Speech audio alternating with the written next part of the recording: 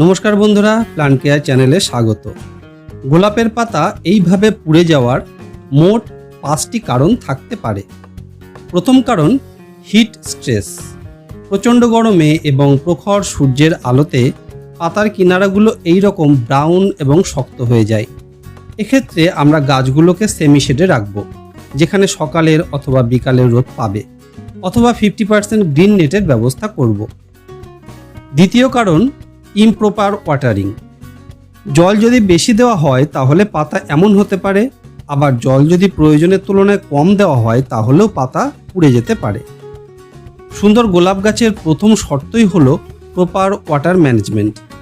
এর জন্য গাছ বসানোর আগেই মিডিয়া এমনভাবে তৈরি করতে হবে যাতে জল ধরে রাখতে না পারে। আর যারা সিন্ডারে গাছ করছেন তাদের ক্ষেত্রে অবশ্য এ সমস্যা নেই। তাদের সমস্যা হলো বারে বারে দিনে অন্তত 2 থেকে 3 বার জল দেওয়া, কারণ সিন্ডার জল ধরে রাখতে পারে না। তৃতীয় কারণ এক্সেস ফার্টিলাইজিং। বেশি গরম পড়লে গোলাপ গাছ পার্শিয়াল ডরমেন্সিতে চলে যায়। এই অবস্থায় গাছে বেশি ফার্টিলাইজার দিলে গাছের পাতা পুড়ে যেতে পারে। বিশেষ করে কেমিক্যাল ফার্টিলাইজার বেশি হলে গাছ মারাও যেতে পারে। তাই গরমে গাছে খাবার দেওয়ার ক্ষেত্রে সতর্ক থাকতে হবে। চতুর্থ কারণ প্রয়োজনের তুলনায় অর্থাৎ কোম্পানির রেকমেন্ডেড ডোজের চেয়ে বেশি পেস্টিসাইড ব্যবহার করলে গোলাপের পাতা পুড়ে যাবে। আবার যেসব পেস্টিসাইড বেশ কড়া গোছের, তেমন পেস্টিসাইড ব্যবহার করলেও পাতা পুড়ে যেতে পারে।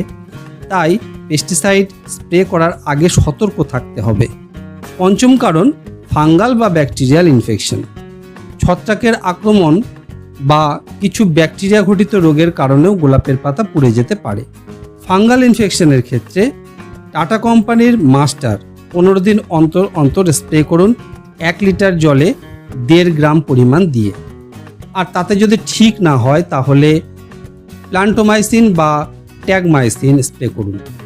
এগুলো মোটামুটি 1 লিটার জলে 0.75 গ্রাম পরিমাণ দিয়ে স্প্রে করুন। আশা করি ভিডিওটি আপনাদের উপকারে আসবে। আপনারা ভালো থাকুন, সুস্থ থাকুন আর প্রচুর গাছ লাগান। ধন্যবাদ।